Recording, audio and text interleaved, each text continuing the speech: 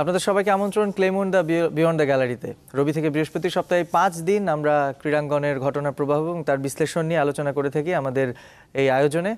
সামিউল টিটু আছে আপনাদের সঙ্গে, কথা বলবো আজকে দুজন অতিথি আছেন আমাদের সাথে। পরিচয় করে দিই তাদের সঙ্গে। স্বনামধন্য ক্রিকেট কোচ যিনি প্রাইম ব্যাংক ক্রিকেট ক্লাবের সাথে কাজ করছেন এই মৌসুমে, সারোয়ার ইমরান, স্বাগত আপনাকে আমাদের স্টুডিওতে। আমাদের সঙ্গে আছেন শেখ জামাল ধানমন্ডি ক্লাবের কোচ শফিকুল ইসলাম মানিক এবং সাবেক ফুটবলার, আপনাকে স্বাগত আমাদের স্টুডিওতে। আমরা আসলে করোনা এবং এই পরিস্থিতিতে দেশের ক্রীড়াঙ্গনের যে অবস্থা এবং এ থেকে উত্তরণ আসলে কতটুকু সম্ভব খুব অদূর ভবিষ্যতে, সে নিয়ে আমরা কথা বলবো আমাদের এই দুই অভিজ্ঞ কোচের সঙ্গে। তবে তার আগে আলোচনায় যাবার আগে আমরা একটু দেখে আসতে চাই আজকে শিরোনামগুলো। করোনা ঝুঁকি এড়াতে এই মাসে আর মাঠে গড়াচ্ছে না ঢাকা প্রিমিয়ার লিগ। জাতীয় দলের ক্রিকেটারদের কার্যক্রম আরও সীমিত করতে চায় ক্রিকেট বোর্ড।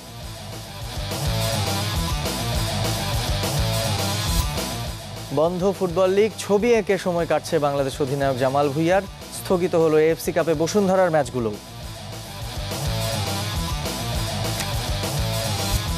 এবং নির্ধারিত সময়ে টোকিও অলিম্পিক, অ্যাথলিটদের সাথে ফলপ্রসূ আলোচনার দাবি আইওসির। করোনা আতঙ্কে প্যারিস ছেড়ে ব্রাজিলে নেইমার।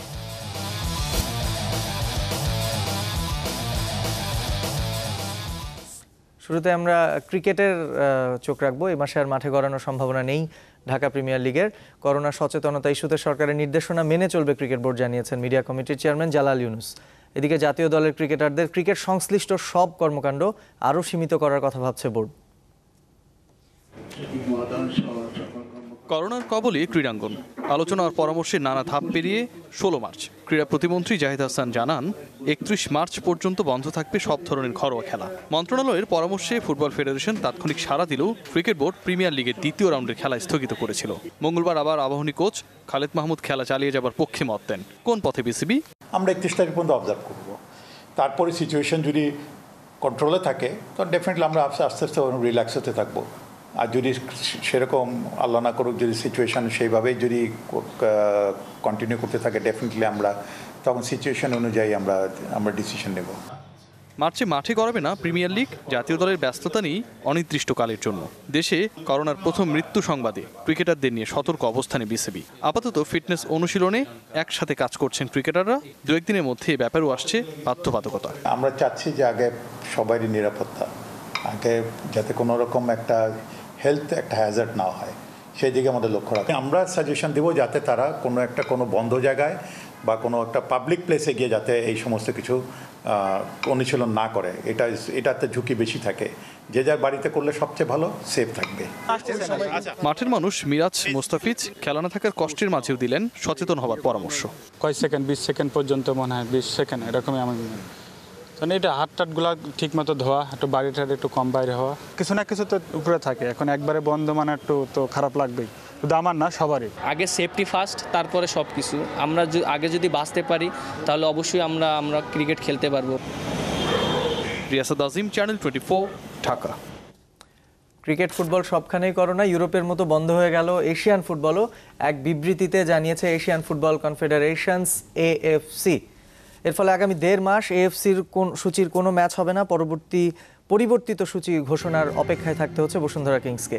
এপ্রিলে চেন্নাই সিটি এবং মাজিয়ার বিপক্ষে খেলার কথা ছিল বাংলাদেশ লিগ চ্যাম্পিয়নদের। শুধু এএফসি কাপ নয়, চ্যাম্পিয়ন্স লিগও বন্ধ থাকবে। মূলত এএফসি সদস্যভুক্ত বেশ কটি দেশে ভ্রমণ সীমাবদ্ধতা আরোপের কারণে অনির্দিষ্ট সময়ের জন্য এশিয়ান ফুটবল স্থগিত রাখার এই সিদ্ধান্ত। এর আগে গত 12 মার্চ এএফসি কাপের পশ্চিমাঞ্চলের খেলাও বন্ধ করে দেয় সংস্থাটি। আর চ্যাম্পিয়ন্স লিগের সবশেষ 2টি ম্যাচ ডেতে খেলেইনি চীনের কোনো দল।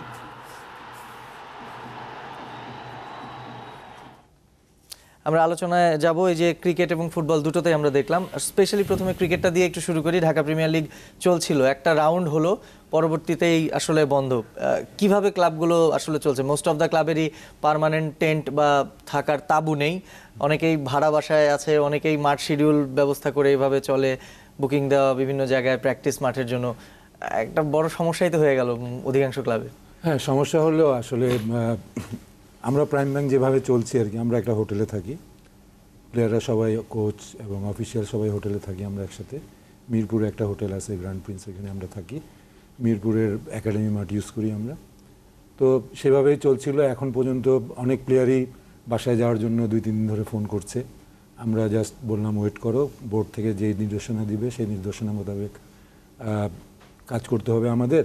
যেহেতু আমরা একটা ভাইটাল ম্যাচ জিতছি, প্রথমে গাজী গ্রুপের মতো একটা স্ট্রং টিমের সাথে জিতছি, আমাদের প্লেয়াররা খুব ইয়েতে ছিল, কিন্তু মাঝপথে এইটা বন্ধ হাতে শুধু আমাদের টিম না, অনেক টিমই হয়তো বাধাগ্রস্ত হবে, যাদের যেই টিমের আর্থিক সঙ্গতি কম তাদের জন্য আরও বিরাট কঠিন হয়ে যাবে।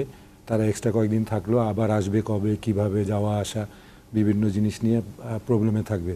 যদিও এই রোগটা, এই ভাইরাসটা নিয়ে আসলে আমাদের একটু আফসাই আছে, বিভিন্ন ফেসবুক বিভিন্ন জিনিসে বিভিন্ন রকম ছড়ানোর জন্য আমরা আসলে ক্লিয়ার জানি না যে এটা কতটুকু ক্ষতিকারক, বা আমরা সেরকম সংবাদ পাই না, কারেক্ট সংবাদ হয়তো পাই না। সেই জন্য আমার মনে হয় যে এই জিনিসটা খুব ভালোভাবে আমাদের মোকাবেলা করা উচিত।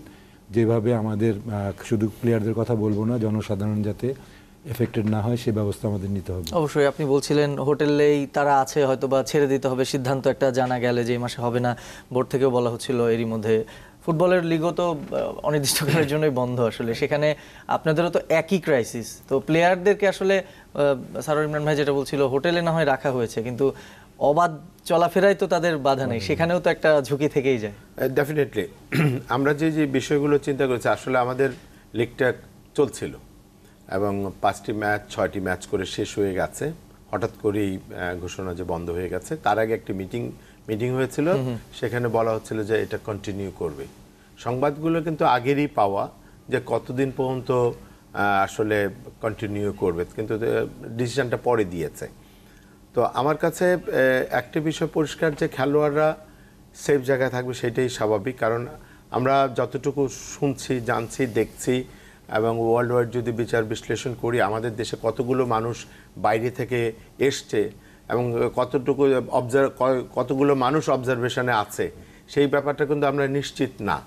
আমরা হয়তো 1 লাখ মানুষ ঢুকেছে, 20,000 মানুষকে হয়তো অবজারভেশনে রেখেছে, আর 80,000 তো ছড়িয়ে ছিটিয়ে আছে। ইটালি থেকে আসছে, কোরিয়া থেকে আসছে, বিভিন্ন জায়গা থেকে আসছে। তো আমাদের ক্লাবের একটি সিদ্ধান্ত হয়েছে যে আমাদের খেলোয়াড়দের তো নিরাপত্তা দেওয়া প্রয়োজন রয়েছে, কারণ আলটিমেটলি লিগ হবে, লিগ হয়তো পিছাবে, কিন্তু লিগটা তো হবে, হয়তো এই মাসে না হোক, পরের মাসে না হোক, তারপরেও তো হবে। সো আমরা দেখলাম যে আমাদের খেলোয়াড়দেরকে নিরাপত্তা কিভাবে দেওয়া যায়। তো খেলোয়াড়রা যদি বাড়িতে যায়, বিভিন্ন জেলার ছেলেরা আছে এখানে, খেলোয়াড়রা আছে, কেউ কক্সবাজারে থাকে, কেউ বরিশাল থাকে, কেউ বিভিন্ন জায়গায় থাকে। তো ওখানে তো ঢাকার থেকে এসেই তো অনেক বিদেশির, যারা আমাদের দেশি, যারা প্রবাসী, তারা হয়তো বাইরে চলে গেছে, তারা জানেও না তার কাছে ভাইরাস আছে কি নাই। তো সেই খেলোয়াড়টি হয়তো তার সাথেও মিশতে পারে, ফ্যামিলির রিলেটিভও হতে পারে। সো এই নিরাপত্তার কারণে আমরা চিন্তা করেছি যে আমরা ফার্স্ট কিছুদিন অবজারভেশনে রাখবো আমাদের খেলোয়াড়দের, নিরাপত্তা দেওয়ার জন্য, যে তারা যাতে ঝুঁকি এড়িয়ে আমাদের সাথে থাকতে পারে। এবং ইউরোপের ক্লাবগুলো কিন্তু হোম আইসোলেশনে বা নিজেদের ইনস্ট্রাকশনের বাইরে প্লেয়ারদের গেলে শাস্তিমূলক ব্যবস্থাও নিচ্ছে। হ্যাঁ, এইগুলো আমার খেলোয়াড়রা জানে। তারপরে আমাদের খেলোয়াড়রা হোমসিকে বেশি ভুগে, যে বাবা মা হয়তো ফোন করছে বা ওয়াইফ ফোন করছে, তাদের এই ঝামেলাটুকু আছে, আমি ফেস করছি অলরেডি। তো আমরা তাদেরকে বোঝাতে এখন পর্যন্ত সক্ষম হয়েছে যে না, আমরা আরো দেখব, কারণ ক্লাব তো শুধু খেলোয়াড়দের খেলানোর জন্যই না, তাদের নিরাপত্তাটাও দেখার বিষয় আছে, স্বাস্থ্যগত নিরাপত্তার বিষয়গুলো। বছরের একটা লম্বা সময় আপনাদের অধীনেই তারা থাকে। ডেফিনেটলি 11-12 মাসই থাকে আমাদের কাছেই, হয়তো কিছু সময় পরিবারের সাথে থাকে, ম্যাক্সিমাম সময় আমাদের সাথে থাকে। সো আমাদের ফিজিও আছে চয়ন, সেও আমাদের সাথে একমত হয়েছে যে কিভাবে তাদেরকে আসলে সুন্দরভাবে রাখা যায়। তো এখন পর্যন্ত কুল আছে। তো তারা একটু অরিড যে হঠাৎ করে বাস টাস সব কমিউনিকেশন না বন্ধ হয়ে যায়, এরকম একটা গুজবের ইয়ের কারণে হয়তো তারা মনে করছে বাড়ি না যেতে পারে। তো বাড়ি গেলে কতটুকু নিরাপদ সেটা কিন্তু বিবেচনা করছে অবশ্যই। এবং শুধু এই ভোগান্তি প্লেয়াররা না, আমার মনে হয় পুরো নগরবাসী পড়বে এই ধরনের কিছু যদি হয়। তারপর ওই যে আমরা দেখছিলাম রিপোর্টেও যে জালাল ইউনুস বিসিবি পরিচালক, তিনি বলছিলেন প্লেয়ারদের কার্যক্রম সীমিত করার কথা বোর্ড হয়তো বা ভাববে। আসলে প্লেয়ারদের বড় গার্ডিয়ান তো ক্রিকেট বোর্ডই, তারা হয়তো বা সেটা সিদ্ধান্ত দিকে যেতেও পারে যে ক্রিকেটীয় কর্মকাণ্ড যেন তাদেরকে একটু কমিয়ে আনা যায়। তো ক্লাব আসলে কতটুকু প্লেয়ারদের মনিটরিং করতে পারে, স্পেশালি যেমন ফুটবলে লম্বা মৌসুম চলে, ক্রিকেটে তো আর এত লম্বা মৌসুম চলে না, কিন্তু তারপরও একটা গাইডেন্সের মধ্যে নিশ্চয়ই তারা থাকে, এবং সেখানে কতটুকু কর্তৃত্ব আসলে ক্লাব রাখতে পারে প্লেয়ারদের উপর। না, একটা জিনিস খেয়াল করবেন, প্রিমিয়ার লিগে 12টা দল খেলে, তো 12টা দলে প্রায় 15 জন, 180-200 প্লেয়ার এখানে বুক থাকে এবং প্রিমিয়ার লিগ যখন চলে তখন কিন্তু এরা ক্লাবের তত্ত্বাবধানে থাকে। তাছাড়া আমরা কিন্তু এখন কোনো স্লট পাই না। আপনি একটু খেয়াল করলে দেখবেন যে আমরা প্রিমিয়ার লিগ ফেব্রুয়ারি মাসে আরম্ভ হবে, ফেব্রুয়ারির প্রথম সপ্তাহে এরকম, তখন বিসিএল হলো, বিসিএল হওয়ার ফলে প্রিমিয়ার লিগ আর হলো না। তো এইভাবে আমার যতটুকু আইডিয়া বা আমি যতটুকু থাকে এবং সেখানে কতটুকু কর্তৃত্ব আসলে ক্লাব রাখতে পারে প্লেয়ারদের উপর? না, একটা জিনিস খেয়াল করবেন, প্রিমিয়ার লিগে 12টা দল খেলে, তো 12টা দলে প্রায় 15 জন, 180-200 প্লেয়ার এখানে বুক থাকে এবং প্রিমিয়ার লিগ যখন চলে তখন কিন্তু এরা ক্লাবের তত্ত্বাবধানে থাকে। তাছাড়া আমরা কিন্তু এখন কোনো স্লট পাই না। আপনি একটু খেয়াল করলে দেখবেন যে আমরা প্রিমিয়ার লিগ ফেব্রুয়ারি মাসে আরম্ভ হবে, ফেব্রুয়ারির প্রথম সপ্তাহে এরকম, তখন বিসিএল হলো, বিসিএল হওয়ার ফলে প্রিমিয়ার লিগ আর হলো না। তো এইভাবে আমার যতটুকু আইডিয়া বা আমি যতটুকু এক্সপিরিয়েন্সড, ওইভাবে বলতে পারি যে এখন প্লেয়ারদের ক্লাবগুলো সেভাবে দেখভাল করতে পারে না, যেহেতু সারা বছর টুর্নামেন্ট থাকে, খেলা থাকে, ইন্টারন্যাশনাল খেলা থাকে, আন্ডার 20 থাকে, বিভিন্ন জিনিস থাকাতে বিসিএল, তারপরে এনসিএল, বিভিন্ন জিনিস থাকে। ক্লাব ক্রিকেটটা কিন্তু একদম জাস্ট 2 মাসের জন্য একটা স্লট থাকে। এবং আমি একটু যোগ করি তার সাথে, ফুটবলে যেমন মোস্ট অফ দ্য প্লেয়ার ক্যাম্পে থাকে, ক্রিকেটে মোস্ট অফ দ্য প্লেয়ার হোটেলেও থাকে না, অনেকে বাসা থেকে আসে, বাইরেই থাকে। আমাদের না, ক্রিকেটে একটু চেঞ্জ হয়েছে যে জিনিসটা, যে লিভিং স্ট্যান্ডার্ডটা অনেক হাই করা হয়েছে বিপিএল আসার পর থেকে। 5 স্টার হোটেলে থাকা, বিভিন্ন জিনিস, এই জিনিসগুলা লোকাল টুর্নামেন্টে আমাদের করে। তো ওই হিসাবে আমি বলবো যে আমরা ক্লাবগুলা আমরা ওই যতটুকু দেখভাল করা উচিত, আমরা ওই স্লটটা পাই না। হয়তো পাইলে আমরা ওইভাবে দেখভাল করতে পারতাম। তাছাড়া আমাদের সাথে প্লেয়ারদের সারা বছরই যোগাযোগ থাকে। যেই প্লেয়ারের যখন যেই জিনিসটা দরকার পড়ে, ট্রেনিং প্রোগ্রাম থেকে আরম্ভ করে কি করা উচিত, কোনো প্রবলেম, এখনকার দিনে ভিডিওতে তার টেকনিক বা কিছু পাঠায় দেন। এই যে একটা রাউন্ড হয়ে অনির্দিষ্টকালের জন্য বন্ধ হয়ে গেল, আপনি ভিডিও ট্রেনিং এগুলো দেখে অন্ততপক্ষে এই করার কথা বলছিলেন, প্লেয়ারদের ট্রেনিং কার্যক্রম কি সেটাও স্থবির হয়ে গেছে, মানে একেবারে ক্যাম্প? এখন কিন্তু মোটামুটি যারা প্রফেশনাল প্লেয়ার তাদের পার্সোনাল ট্রেনার থাকে অনেকের। বাসায় একটা ছোটোখাটো জিম করা উচিত, অনেকের ডাম্বল এগুলো আছে, খোলা জায়গায়, যে কোনো খোলা জায়গায় তারা দৌড়াদৌড়ি রানিং করতে পারে। এগুলো বন্ধ করলে কিন্তু সে অনেক পিছিয়ে পড়বে। যারা এগুলো কন্টিনিউ রাখবে, ফিজিক্যাল ফিটনেস, একটা রুমেই 10 ফিট বাই 10 ফিট একটা রুমেই অনেক কিছু করা যায় ফিটনেসের জন্য। সুতরাং যারা এগুলো বিশ্বাস করে, যারা এগুলো করবে, তারা অন্যদের থেকে অনেক আগে থাকবে। যারা করবে না তারা অনেক পিছিয়ে পড়বে। একটু অনুশীলন, এখানে কোর স্ট্যাবিলিটি থেকে আরম্ভ করে জিম টিম নিজের ঘরেই সবকিছু তৈরি করা। খেলা বন্ধ হয়, ফুটবল ক্লাবগুলো অনেকেই অনুশীলন বন্ধ করেছিল, আপনারা আবার চালু করার কোনো পরিকল্পনা করছেন কিনা? না, আমাদের অলরেডি চালু আছে, শুধু আমরা রেস দিয়েছি, আজকে অটোমেটিক রেস ডে ছিল, আরেকটা দিন বাড়তি দিয়েছি। বিকজ একটা খেলোয়াড়কে শুধু চাপ দিয়ে প্র্যাকটিস করালে হবে না, তার মেন্টালি মাঠে থাকতে হবে, ফিজিক্যালি থাকলে হবে না, মেন্টালিও মাঠে থাকতে হবে, তাহলে হয়তো তার থেকে আমি কাজটা আদায় করতে পারবো। সেই দিকটি বিবেচনা করে আমি 2 দিন রেস্ট দিয়েছি তাদেরকে। এবং বাই দিস টাইম আমরা অবজার্ভ করছি যে দেশের পরিস্থিতি কতটুকু অবনতির দিকে যায়। তা আমার বিশ্বাস যে আমাদের সরকার যেভাবে প্রোটেকশন দিচ্ছে, তো করোনা ভাইরাস হয়তো আমরা যদি সচেতন, যারা বিদেশ থেকে এসছি তারা যদি একটু সচেতন হয় নিজেরাই, তাহলে হয়তো এত ব্যাপক হারে আমাদের এখানে ছড়াবে না। তো আমার বিশ্বাস যে যারা বাইরের থেকে প্রবাসী আসছে তাদের দিকে একটু বিশেষ নজর রাখলেই হয়তো এই ব্যাপারটি আমাদের অনেক সীমিত আকারেই হয়তো শেষ হয়ে যাবে। আর খেলাধুলা যেহেতু পাবলিক একটি রিলেটেড বিষয়, তো বর্তমানে ক্রিকেট লিগ হোক, ফুটবল লিগ হোক, এক্সেপ্ট ঢাকার বাইরে দর্শক কিন্তু খুব একটি মাঠে আসে না।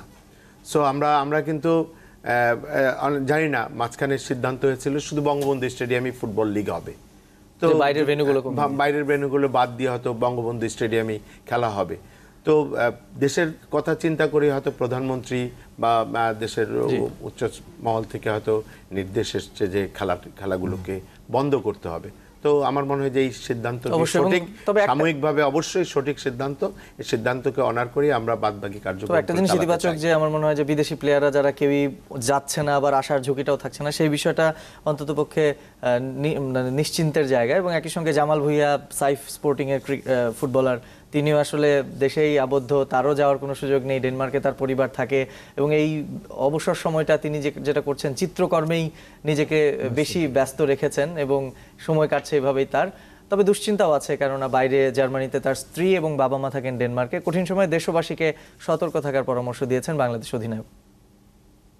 সবার সাথে একটা টেনশন আছে, be careful, don't go out too much, please wash your hands. Corona আক্রমণে করুণ অবস্থা বিশ্ববাসীর। এই কঠিন পরিস্থিতিতে দেশবাসীকে সতর্ক থাকার পরামর্শ বাংলাদেশ অধিনায়কের। করোনা ভাইরাস মানে এরকম মানে একদম is going very fast. Jamal ভুঁইয়ার নিজের দুশ্চিন্তাটাও একটু বেশি। জীবনসঙ্গিনী সদর জার্মানিতে, বাবা মা আর স্বজনরা আছেন ডেনমার্কে। দুই দেশেই করোনা হানা দিয়েছে। সবসময় টেনশন আছে, কারণ আমার মা বাপ তো ওরা একটু বুড়া। ওয়াইফ তো বারবার বলতেছি তুই বাইরে জানা, বাসা তাহ, তুমি কোনো রেস্ট নিও না। খেলা বন্ধ, থেমে গেছে অনুশীলন। জিমি ভরসা সাইফ স্পোর্টিং এর ফুটবলারদের। অবসরের সময় নতুন নেশায় মেতেছেন জামাল। রং তুলির ক্যানভাসে ফুটিয়ে তুলেছেন নিজের সৃষ্টিশীলতা। প্রকৃতির বৈচিত্র্যময়তা আর সৌন্দর্যের প্রতিকৃতি ফুটিয়ে তোলার চেষ্টা করে চলেছেন একের পর এক। আমি চিন্তা করছি আমি কি প্লে স্টেশন খেলবো না পেইন্টিং করবো। সো পেইন্টিং করতেছি এখন।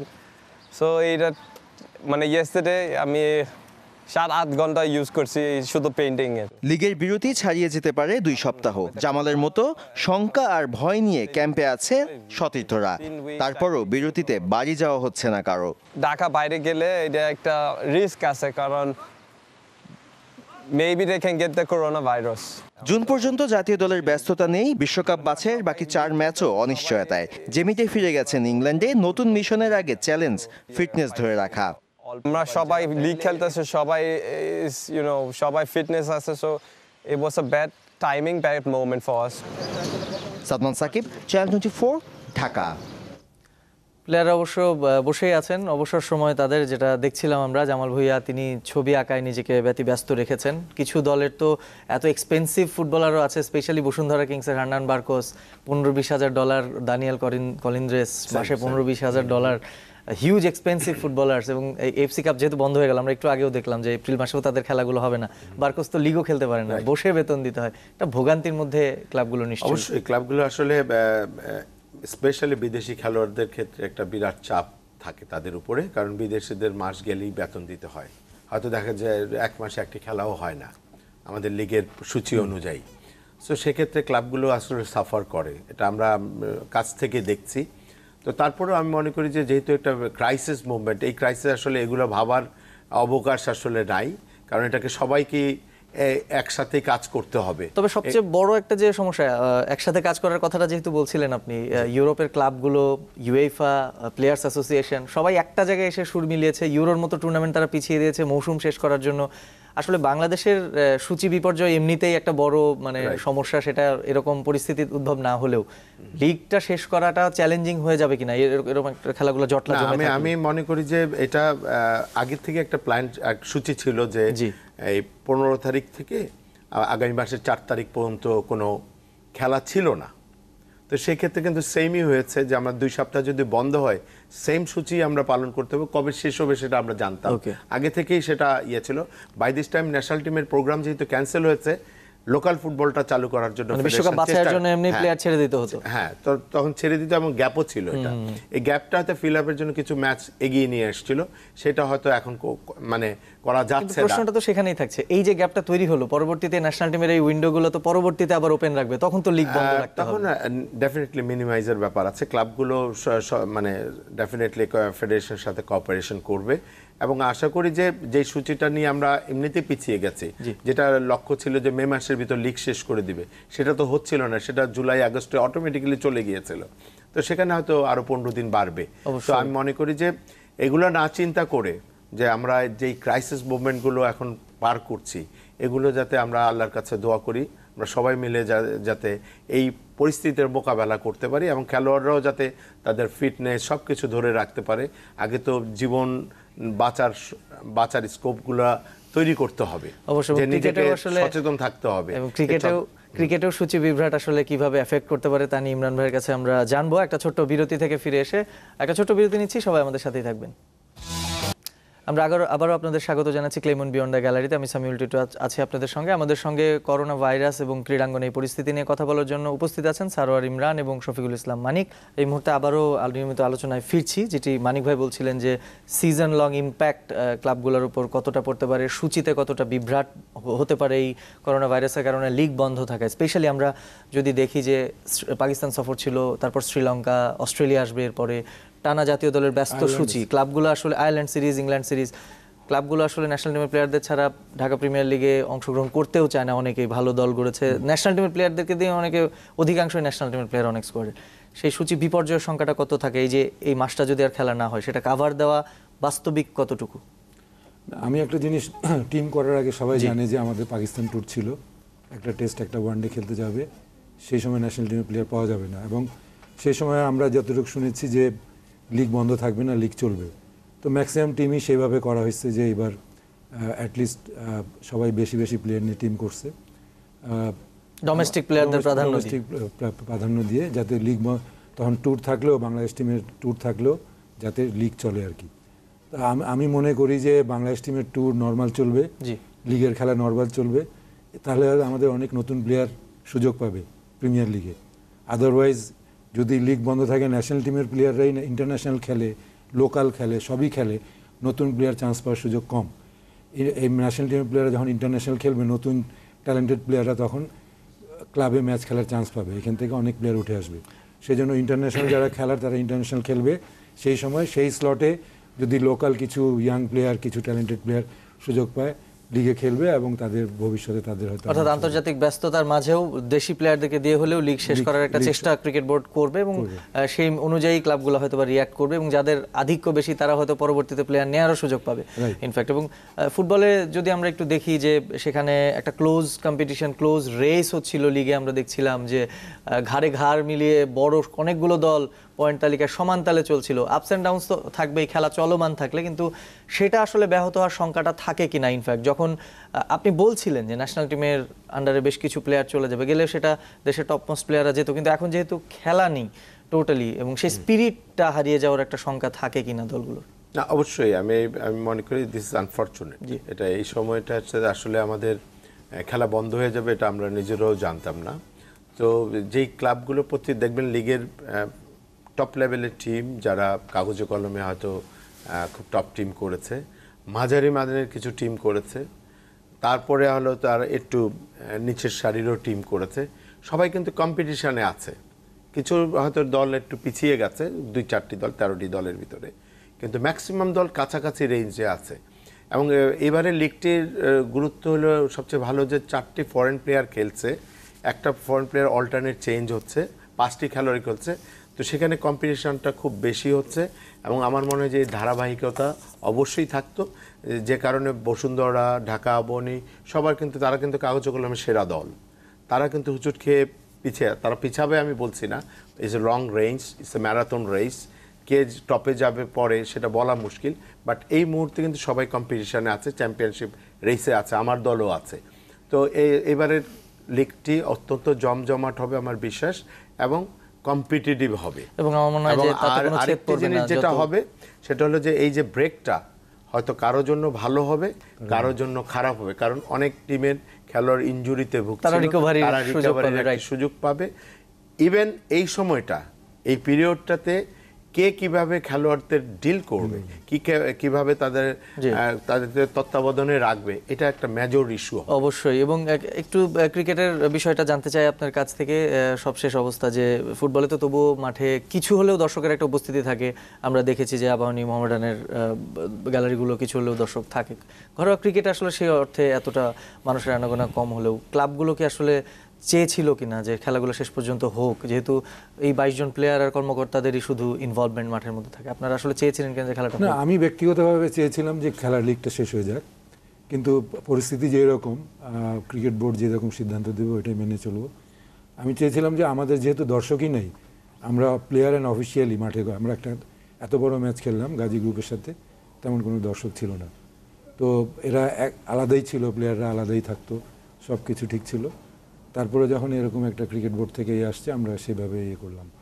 তো ব্যক্তিগতভাবে আমরা জিজ্ঞেস করলে আমি চালিয়ে যাওয়ার পক্ষে ছিলাম, আবহনীর কোচও খালেদ মোহাম্মদ সুজনও বলেছেন তিনি। হ্যাঁ, চালিয়ে যাওয়ার পক্ষে। তো অনেক প্লেয়ার, আমরা হয়তো আরেকটা জিনিস করতাম যে প্লেয়ারদের সাথে কথা বলতাম, প্লেয়াররা যদি রাজি থাকতো খেলতে আমরা হয়তো করতাম, প্লেয়াররা রাজি না থাকলে আমরা কোনোভাবেই এই কাজটা করতে পারবো না। এবং ফুটবল ফেডারেশন তো একেবারে শেষ মুহূর্তে এই সিদ্ধান্ত নিয়েছে যে আসলে করবে না, তারা শেষ পর্যন্ত আসলে চেয়েছিল যে হোক। হ্যাঁ, ক্লাবগুলো চেয়েছিল যে হোক, এবং সেটা ঢাকার বাইরে নিয়ে, ফেডারেশন চেয়েছিল যে ঢাকার মধ্যেই বঙ্গবন্ধু স্টেডিয়াম, যেহেতু দর্শক হয় না, তো আমি এর ভিতরে হয়তো চালিয়ে যেতে পারবো, সেটাও হয়তো আলটিমেটলি বাধাগ্রস্ত হয়েছে। তো আমি বলতে চাই যে আসলে আমরা এদিকটাতে এখন যেহেতু পুরো বাংলাদেশেরই একটা ব্যাপার, শুধু ক্রীড়াঙ্গনের ব্যাপার না, এখানে যেহেতু সবাই জড়িয়ে গেছি, সবাইকে এখন মোকাবেলা করতে হবে, সবাই সব নিজের জায়গা থেকে সচেতন থাকতে হবে। খেলোয়াড়, কর্মকর্তা, সাধারণ মানুষ, গ্যালারিতে যারা ক্রীড়াঙ্গনকে ভালোবাসে, সবাইকে সচেতন থাকতে হবে এবং সবাইকে উপদেশ দেওয়ার মতো একটা পরিস্থিতি সৃষ্টি করতে হবে। যারা আসছে বাইরে থেকে তাদেরকে যাতে অ্যাভয়েড করে, এই বিষয়গুলো কিন্তু অনেক লক্ষণীয় ব্যাপার। গণজমায়েত যেন না হয় সেই বিষয়টার দিকে খেয়াল রাখা। আমার মনে হয় সারা বিশ্বই ভুগছে, ডোমেস্টিক ক্রিকেট, ফুটবল, ইন্টারন্যাশনাল সকল খেলাগুলো, এবং অলিম্পিক তারপরও নির্ধারিত সময় হবে সেই আশাবাদ আসলে জানাচ্ছেন অলিম্পিক আয়োজক কমিটির প্রধান যারা আছেন, এবং নেইমার সহ অন্যান্য ফুটবলাররা তারাও ব্রাজিলে ফিরে গেছেন নিরাপদ আশ্রয়ে থাকার জন্য। আপনাদের দুজনকে অসংখ্য ধন্যবাদ, আপনারা আমাদের সঙ্গে স্টুডিওতে এসে যোগ দিয়েছিলেন। আজকে বিদায় নিচ্ছি, সবাই ভালো থাকবেন।